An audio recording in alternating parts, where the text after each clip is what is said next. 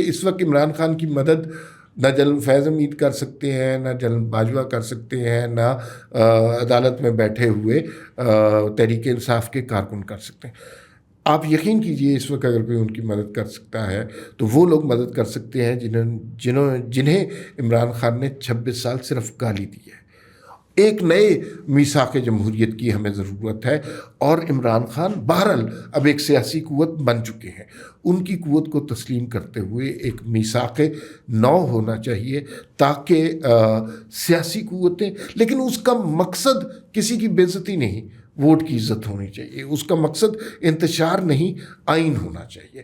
اس کا مقصد اختلاف نہیں، اتفاق ہونا چاہیے۔ یہ نہیں ہوگا کیونکہ یہ عمران خان کی سرشت میں نہیں ہے۔